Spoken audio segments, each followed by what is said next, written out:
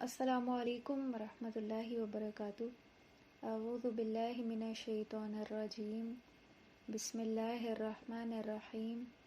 رب اشرح لی صدری ویسر لی امری واحلل عقدۃ من لسانی یفقہوا قولی، رب زدنی علما، اللہم فقہنا فی الدین۔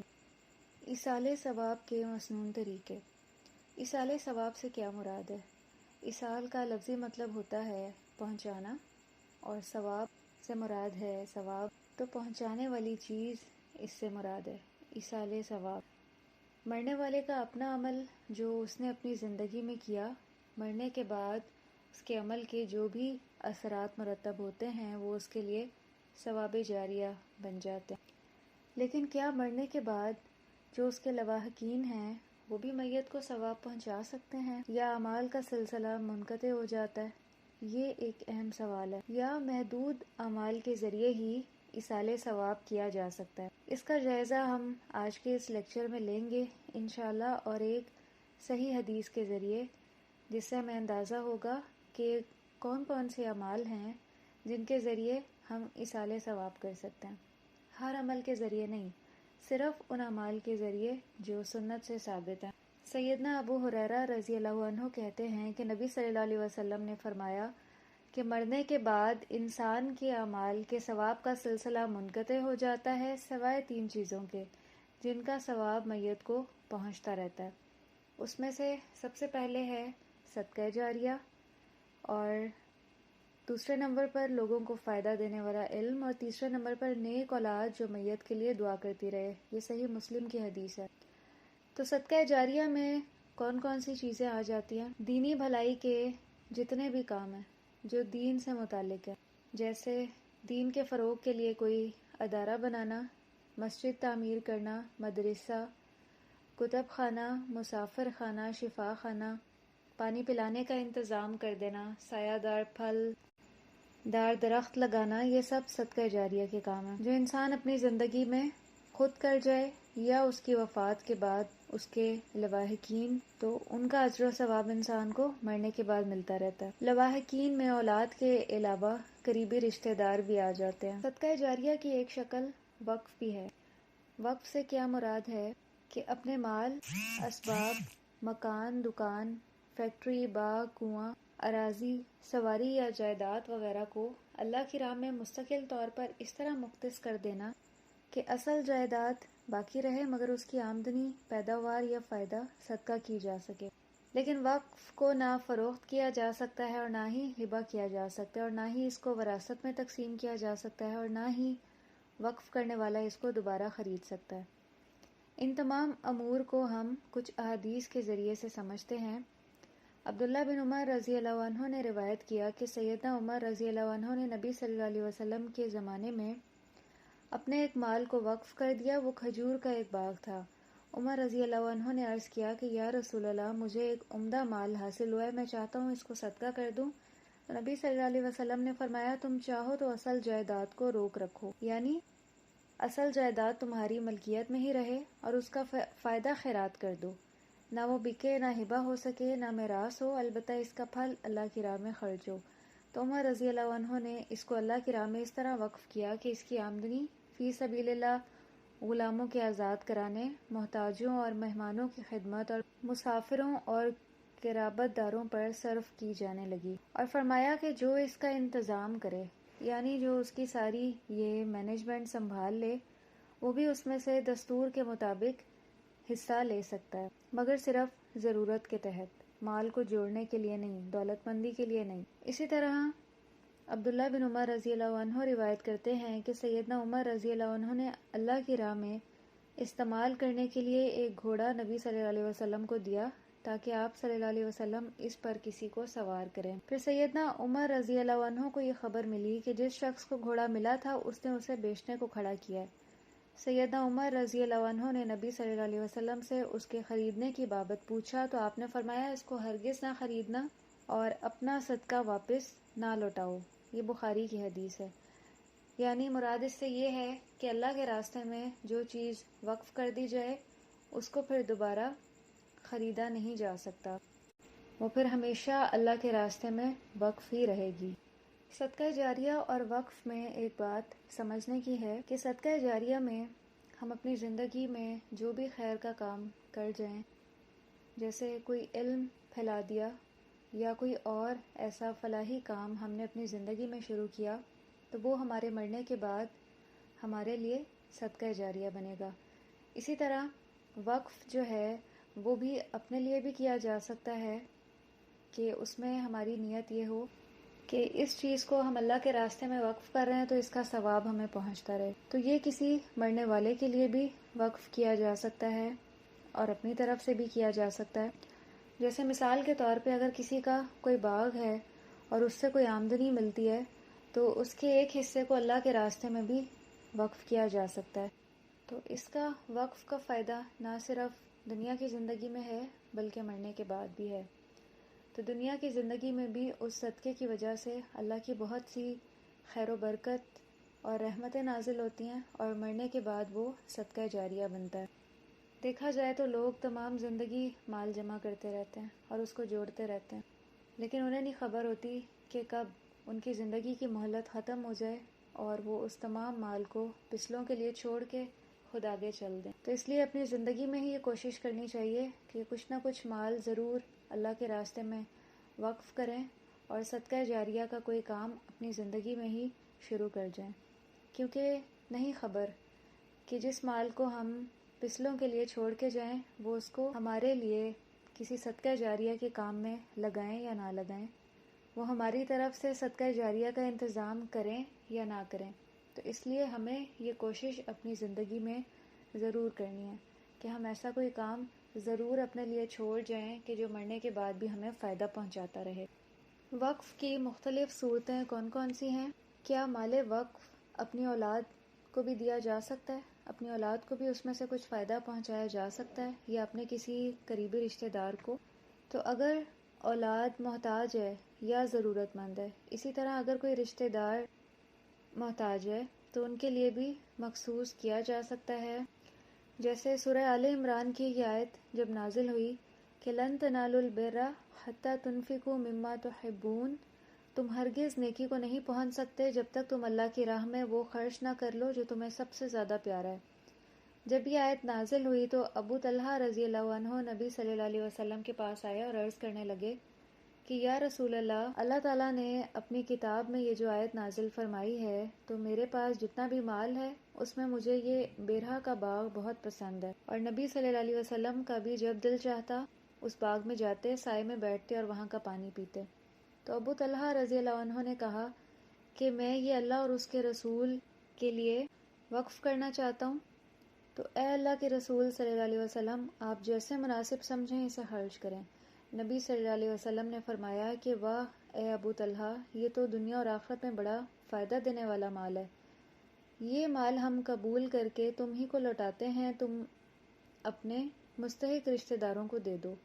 تو ابو طلحہ رضی اللہ عنہ نے وہ باغ اپنے رشتہ داروں میں تقسیم کر دیا۔ یہ بخاری کی حدیث ہے۔ وقف کرنے والا چاہے تو بعض صورتوں میں اپنی وقف کی ہوئی چیز کا فائدہ خود بھی استعمال کر سکتا ہے، جیسے اس نے کوئی شفا خانہ یا کتب خانہ یا پانی وغیرہ کا انتظام کیا ہے تو دوسروں کی طرح وہ خود بھی ضرورتاً اس سے فائدہ اٹھا سکتا ہے۔ اسی طرح وقف کی ہوئی جائیداد کو اپنی نگرانی میں بھی رکھا جا سکتا ہے اور اس نگرانی کے لیے کوئی مناسب اجرت بھی لی جا سکتی ہے، یا کسی منتظم یا نگران کے حوالے بھی کیا جا سکتا ہے اس کو، اور اس منتظم کی آمدنی بھی مقرر کی جا سکتی ہے، اور وہ آمدنی اس طرح سے مقرر کی جا سکتی ہے کہ جو مال وقف کیا ہے اسی میں سے جو فائدہ حاصل ہو رہا ہے تو وہی اس منتظم کو بھی دیا جا سکتا ہے، اسی میں سے اس کو بھی آمدنی دی جا سکتی ہے۔ کچھ بھی وقف کرتے ہوئے تحریری طور پر بھی طے کر لیا جائے تاکہ بعد میں کوئی جھگڑا نہ ہو۔ وراثت کی تقسیم کے وقت انبیاء کا ترکہ، نبی صلی اللہ علیہ وسلم نے فرمایا میں 1 دینار بھی چھوڑ جاؤں تو میرے وارث اسے تقسیم نہیں کر سکتے، بلکہ میرے چھوڑے ہوئے میں سے میری بیویوں اور عملہ انتظام کرنے والوں کا خرچ نکال کر جو بچے وہ تمام اللہ کی راہ میں صرف کر دیا جائے۔ تو اس حدیث سے یہ معلوم ہوا کہ انبیاء کا ترکہ اللہ کی راہ میں وقف ہوتا ہے، وہ جو کچھ بھی چھوڑ جائیں وہ اللہ کے راستے کے لیے وقف ہے۔ وقف 2 قسم کا ہے، وقف وقف خاص اور وقف عام۔ وقف خاص میں کسی جگہ، تعمیر، ادارے، فرد یا کسی شے وغیرہ کو یا اس کے فائدے یا آمدنی کو کسی کے لیے مخصوص کر دیا جاتا ہے، اسے وقف خاص کہا جاتا ہے۔ مثلاً کسی نے کوئی عمارت اس لیے وقف کی کہ اس میں یتیم بچوں کی پرورش ہو، تو اسے کسی اور مقصد کے لیے استعمال نہیں کیا جائے گا۔ یا کسی نے کوئی سواری اللہ کی راہ میں دینی بھلائی کے کاموں میں بھاگ دوڑ کے لیے وقف کی، تو اب اسے ذاتی یا دنیاوی مقاصد کے لیے استعمال نہیں کیا جائے گا۔ یا کسی بستی میں کوئی کنواں، ٹیوب ویل اس لیے وقف کرایا گیا کہ اس سے وہاں کے لوگوں کی گھریلو ضروریات پوری ہوں، تو اب اس کے پانی سے کوئی اپنے کھیتوں کو سیراب نہیں کر سکتا۔ یہ وقف خاص کی مثالیں ہیں۔ زبیر بن عوام رضی اللہ عنہ نے اپنے گھروں کو وقف کر دیا تھا۔ ان کی بیٹیوں میں سے اگر کوئی لوٹائی جاتی، جیسے بیوہ یا طلاق یافتہ، تو اسے کہتے کہ اس میں رہو اور نہ ستائی جاؤ، اور اگر کوئی خاوند والی بیٹی ہوتی تو اسے وہاں رہنے کا حق نہ ہوتا۔ یہ بخاری کی حدیث ہے۔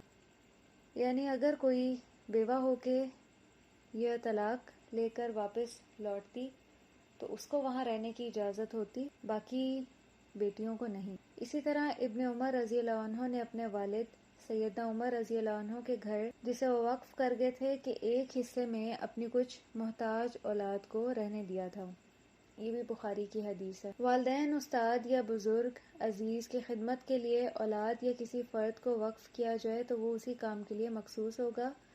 مثلاً انس بن مالک رضی اللہ عنہ روایت کرتے ہیں کہ جب نبی صلی اللہ علیہ وسلم مدینہ تشریف لائے تو ان کے پاس کوئی خدمتگار نہیں تھا، تو ابو طلحہ رضی اللہ عنہ نے میرا ہاتھ پکڑا اور نبی صلی اللہ علیہ وسلم کے پاس لے گئے اور کہنے لگے کہ یا رسول اللہ، انس ایک سمجھدار لڑکا ہے، یہ آپ کی خدمت میں رہے گا۔ انس رضی اللہ عنہ کہتے ہیں کہ پھر میں سفر اور حضر دونوں میں آپ کی خدمت کرتا رہا۔ یہ بخاری کی حدیث ہے۔ خالد بن ولید رضی اللہ عنہ نے اپنی زرہوں اور ہتھیاروں کو اللہ کی راہ میں وقف کر دیا تھا۔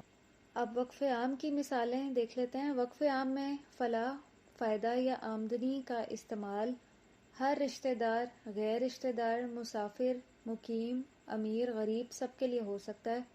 مثلاً مسجد اور مدرسہ کے لیے تعمیر کا بندوبست وقف عام کی ایک اہم مثال ہے کہ جس میں امیر اور غریب ہر طرح کے لوگ آ سکتے ہیں۔ نبی صلی اللہ علیہ وسلم مدینہ منورہ تشریف لائے تو آپ نے وہاں مسجد بنانے کا حکم دیا اور بنو نجار سے فرمایا کہ تم لوگ اس اراضی کی مجھ سے قیمت لے لو، تو انہوں نے کہا کہ واللہ ہم تو اس کی قیمت سوائے اللہ کے کسی سے نہیں لیں گے۔ اور بعد میں نبی صلی اللہ علیہ وسلم نے یہ زمین 10 دینار میں خرید لی اور ابو بکر رضی اللہ عنہ نے یہ قیمت ادا کی۔ لیکن یہ بات یاد رہے کہ مسجد پر زکوٰۃ کی رقم سے مال خرچ نہیں کیا جا سکتا، مگر اس کے لیے زمین وقف کی جا سکتی ہے، خواہ زمین وقف کرنے والے کے ہی نام رہے یا جس فرد یا ادارے کو وقف کی جا رہی ہو اس کے نام بھی لگا دی جائے، بہرحال زمین وقف کر سکتے ہیں۔ اسی طرح پانی کا انتظام بھی بہترین صدقہ جاریہ ہے اور یہ وقف عام کی مثال ہے۔ مدینہ منورہ میں جب مسلمانوں کے لیے پانی کی کمی تھی تو سیدنا عثمان رضی اللہ عنہ نے ایک کنواں کھدوایا اور اسے عام مسلمانوں کے لیے وقف کیا، جس پر نبی صلی اللہ علیہ وسلم نے اس کو جنت کی بشارت بھی دی تھی۔ سعد بن عبادہ رضی اللہ عنہ کی والدہ فوت ہو گئیں تو وہ نبی صلی اللہ علیہ وسلم کی خدمت میں حاضر ہوئے اور پوچھا کہ کیا میں ان کی طرف سے خیرات کر سکتا ہوں؟ تو آپ نے فرمایا کہ ہاں۔ کون سی خیرات بہتر رہے گی؟ فرمایا پانی پلانے کا انتظام کر دو۔ یہ نسائی کی حدیث ہے۔ انسانوں کے علاوہ حیوانوں اور جانوروں کے پانی پینے کے لیے حوضوں کا انتظام کرنا، مجاہدین کے گھوڑوں، اونٹوں کے لیے چراگاہیں، تالاب وغیرہ بھی وقف عام کی صورتیں ہیں۔ اسی طرح ہم اپنے گھروں میں اس کا انتظام کیسے کر سکتے ہیں کہ گرمی کے موسم میں اپنے گھر کے صحن میں یا چھت پر پرندوں کے پینے کا انتظام کر دیں، ان کے پانی پینے کا، تو یہ بھی بہت بڑا نیک عمل ہے۔ صدقہ جاریہ کی کچھ اور شکلیں۔ صدقہ جاریہ کی یہ بھی ایک شکل ہے کہ دین میں کسی ایسی سنت کو زندہ کیا جائے جو بھلائی جا چکی ہو، تو ایسا کرنے والے کے لیے اس کا اپنا اور اس آدمی کا بھی اجر شامل ہوگا جو بعد میں اس پر عمل کرے، اور بعد والوں کے اپنے اجر میں بھی کمی نہیں ہوگی۔ جیسا کہ آپ سب کے بھی علم میں ہے کہ ہمارے معاشرے میں اتنی بدعات رواج پا چکی ہیں، تو ان بدعات کے مقابلے میں ہمیں جو صحیح علم ہے جس کو لوگ بھلا چکے ہیں، اس کو دوبارہ سے ذہنوں میں تازہ کرنے کے لیے کوشش کرنی چاہیے. اپنے گھر سے اس کا آغاز کرنا چاہیے. پھر جو ہمسائے ہیں اور قریبی رشتہ دار ان کو اپروچ کیا جائے.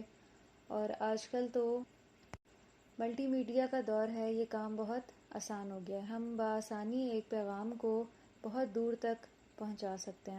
اسی طرح زندگی میں امر بالمعروف و نہی عن المنکر کی تلقین کرنا، خصوصاً آج کے دور میں اس کی بے حد ضرورت و اہمیت ہے. اگرچہ فتنوں سے گھرے ہوئے ماحول اور خواہشات کی اندھا دھند پیروی کرنے والوں کے درمیان درست عقیدے کو اپنانا اور اسی کے مطابق عمل کرنا بے حد مشکل ہو چکا ہے، جبکہ نیکی اور خیر کے کاموں میں معاون و مددگار بھی دستیاب نہیں ہے. آخرت کی یاد سے غفلت اور اس کی تیاری سے لاپرواہی کا یہ عالم ہے کہ کوئی مر بھی رہا ہو تو شاید ہی کوئی یہ سوچتا ہو کہ اس نے اپنے واسطے کیا اعمال خیر آگے بھیجے. البتہ یہ ضرور پوچھا جاتا ہے کہ اس نے کتنا مال چھوڑا ہے. یہ اہم سوال سمجھا جاتا ہے. اس بات کی فکر کم ہی کی جاتی ہے کہ اس کے لیے کوئی صدقہ جاریہ کا انتظام کیا جائے. ایصال ثواب کی کچھ اور بھی مثالیں ہیں.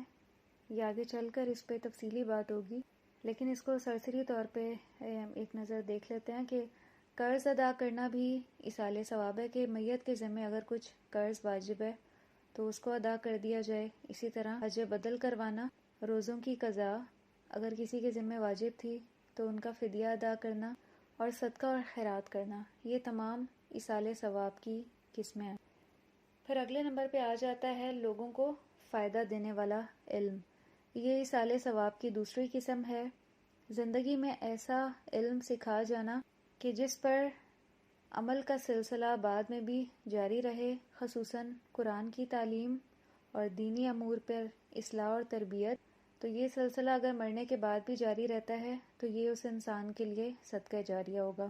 اسی طرح دنیا میں انسانیت کی بھلائی کے امور میں مدد دینے والا علم بھی اس میں شامل ہے. مثلاً کوئی فائدہ مند سائنسی یا میڈیکل ایجاد وغیرہ جس سے لوگ نسل در نسل فائدہ اٹھاتے رہیں، لیکن اس میں بھی پیچھے نیت یہ ہونی چاہیے کہ دین کو فائدہ پہنچے اس کے ذریعے. لیکن ایک بات یاد رکھیں کہ ہمیں دنیا میں رہتے ہوئے اپنے اعمال کو سدھارنے کی کوشش کرنی ہے. ہم کبھی یہ نہ سوچیں کہ ہمارے مرنے کے بعد ہماری اولاد ہمارے لیے صدقہ جاریہ کا کوئی انتظام کرے یا کوئی کام کرے، بلکہ ہمیں خود اس کے لیے کوشش کرنی ہے کہ ہم اپنی زندگی میں ہی کوئی ایسا ذریعہ اور سبب بنا جائیں جو ہمارے مرنے کے بعد بھی ہمارے لیے فائدہ مند ہو. یا اگر ہم اپنی اولاد سے اس طرح چاہتے ہیں تو پھر ہمیں اس کے لیے کیا کرنا ہے؟ اپنی اولاد کی اچھی تربیت کرنی ہے، انہیں نیک بنانا ہے. اور اگر ہم رشتہ داروں سے اس کی توقع کرتے ہیں تو پھر رشتہ داروں کے ساتھ احسان کا معاملہ کرنا ہے، ان کے حقوق ادا کرنے ہیں، تاکہ کل کو پھر وہ ہمارے اس احسان کی وجہ سے ہمارے مرنے کے بعد ہمارے لیے دعائیں کریں اور استغفار کریں. سیدنا ابو ہریرہ رضی اللہ عنہ سے روایت ہے کہ نبی صلی اللہ علیہ وسلم نے فرمایا کہ جو کوئی علم کی تلاش میں ایک راہ پر چلتا ہے تو اللہ تعالیٰ بھی اس کے لیے جنت کی ایک راہ آسان کر دیتے ہیں. جو لوگ کسی جگہ مل بیٹھ کر قرآن کی تعلیم عام کرنے میں مشغول ہوتے ہیں تو فرشتے انہیں گھیر لیتے ہیں، رحمت الہی ان کا احاطہ کر لیتی ہے اور سکینت ان پر نازل ہوتی ہے. پھر اللہ تعالیٰ اپنے مقرب ملائکہ میں ان کا تذکرہ فرماتے ہیں، جس کسی کو اس کے عمل نے پیچھے کر دیا اسے اس کا نسب آگے نہیں کر سکتا. یہ مسلم کی حدیث ہے. یہ دنیا میں علم کو پھیلانے کی خیر و برکتیں ہیں. جس جگہ بھی علم سکھایا جاتا ہے، جیسے ہم اپنے گھر میں اپنے گھر کو اس کے لیے مختص کرتے ہیں کہ وہاں پہ دین کے فروغ کے لیے ہم کوئی ایفرٹ کریں، کوئی کوشش کریں، تو ہمارے گھر پہ پھر اللہ کی رحمتیں نازل ہونا شروع ہو جائیں گی، اور گھر والوں کے دلوں میں بھی اللہ تعالیٰ سکینت، اطمینان اور نرمی اتار دیں گے، ایک دوسرے کے لیے پیار اور محبت ڈال دیں گے. تو بہت سے لوگ جو گھروں میں دین کی تعلیم اور فروغ کو مشکل سمجھتے ہیں یا اچھا نہیں جانتے، تو انہیں اس حدیث سے سبق لینا چاہیے. اور جس شخص کے ساتھ بھی اللہ تعالیٰ بھلائی کا ارادہ فرماتے ہیں اسے علم دین کی سمجھ بوجھ عطا کر دیتے ہیں. کیا اگر کسی جگہ کچھ لوگ مل بیٹھ کر قرآن اس نیت سے پڑھتے ہیں کہ کسی مرنے والے کو اس کا ثواب پہنچایا جائے، تو کیا ایسے ثواب پہنچایا جا سکتا ہے؟ کیا یہ ممکن ہے؟ یہ ممکن نہیں ہے، کیونکہ یہ عمل سنت سے ثابت نہیں ہے. صحابہ کرام نے کبھی اس طرح مل بیٹھ کے قرآن پڑھ کے ایصال ثواب نہیں کیا، کسی کو ثواب نہیں پہنچایا، تو جو کام صحابہ کرام نے نہیں کیا وہ ہمارے لیے کیسے جائز ہو سکتا ہے؟ عبداللہ بن مسعود رضی اللہ عنہ کہتے ہیں کہ نبی صلی اللہ علیہ وسلم نے فرمایا کہ 2 خصلتیں ایسی ہیں جن پر رشک کیا جا سکتا ہے، ایک تو وہ جس کو اللہ نے دولت دی ہو اور وہ اس کو نیک کاموں میں خرچ کرتا ہے رات اور دن، دوسرا جس کو اللہ نے حکمت یعنی قرآن اور حدیث کا علم دیا ہے اور اسی کے مطابق اس کو سمجھ بوجھ عطا فرمائی ہے، تو وہ اس علم کی بنا پر لوگوں کے درمیان فیصلے کرتا ہے اور لوگوں کو سکھاتا بھی ہے۔ یہ بخاری کی حدیث ہے۔ تو ایسے 2 لوگوں پر رشک کرنا جائز ہے۔ تو علم اور ہدایت کی باتیں سیکھنے اور سکھانے کو زرخیز زمین سے تشبیہ دی جاتی ہے جو خود بھی سرسبز ہوتی ہے اور دوسروں کو بھی اناج، گھاس وغیرہ مہیا کرتی رہتی ہے۔ اور سیدنا عمر رضی اللہ عنہ نے بھی اس کی تلقین کی ہے کہ اس سے پہلے کہ معاشرے میں تمہیں بزرگی کا مقام ملے، علم دین کی سمجھ بوجھ حاصل کر لو، یعنی پہلے علم دین کی سمجھ بوجھ حاصل کرنی چاہیے اور پھر اس کے بعد اپنا تزکیہ کرتے ہوئے اس علم کو دوسروں کو بتاتے ہوئے فروغ دینا چاہیے۔ اور سیدنا علی رضی اللہ عنہ نے اس کے بارے میں فرمایا کہ علم جو ہے ہر لحاظ سے مال سے بہتر ہے، کیونکہ مال کی تمہیں نگہبانی کرنی پڑتی ہے مگر علم خود تمہارا نگہبان ہوتا ہے، مال خرچ کرنے سے کم ہوتا ہے مگر علم خرچ کرنے سے بڑھتا ہے، علم حاکم ہے اور مال محکوم، مالدار چل بسے لیکن علم والے زندہ ہیں اور رہتی دنیا تک زندہ رہیں گے، بے شک ان کے جسم مٹ گئے ہیں مگر ان کے کارنامے کبھی مٹنے والے نہیں ہیں۔ علماء کو انبیاء کا وارث اسی لیے کہا گیا ہے کہ انبیاء نے درہم و دینار نہیں چھوڑے تھے بلکہ اللہ کی طرف سے عطا کیا ہوا علم چھوڑا تھا وراثت میں۔ تو انبیاء کی آمد کا سلسلہ بند ہو جانے کے بعد جس نے بھی اس علم و حکمت کو حاصل کر لیا وہ بہت بڑی دولت کا مالک بن گیا، لیکن یہ فضیلت اسی وقت ہے کہ جب وہ اس علم کے مطابق عمل بھی کرے۔ بے عمل عالم کی نصیحت دل پر اثر ہی نہیں کرتی اور اس کی زندگی میں بھی اللہ کی خیر و برکتوں کا نزول نہیں ہوتا اور ایسا علم پھر صدقہ جاریہ بھی نہیں بنتا۔ تو صحیح علم کو سیکھنے کے لیے کیا ضروری ہے کہ اس علم کو سیکھ کر اس پر عمل بھی کیا جائے، اس کے ذریعے اپنے دل کا، اپنے نفس کا تزکیہ کیا جائے، تو ایسا علم بہت سی برکتوں کا اور اللہ کی رحمتوں کا حامل ہوتا ہے۔ تو وہ پھر برکتیں جو ہیں گھر پہ بھی نازل ہوتی ہیں، گھر والوں پہ بھی ایک سکینت اور اطمینان نازل ہوتا ہے اور اس کے ذریعے پھر معاشرے کی اصلاح ہوتی ہے اور ایسا علم پھر بہترین صدقہ جاریہ بنتا ہے۔ تو ہمیں بھی ایسا علم ہی سیکھنا اور سکھانا ہے۔ اللہ تعالی ہمیں اس کی توفیق دیں۔ وآخر دعوانا ان الحمد للہ رب العالمین۔ سبحانک اللہم و بحمدک نشہد ان لا الہ الا انت نستغفرک و نتوب الیک۔ والسلام علیکم ورحمۃ اللہ۔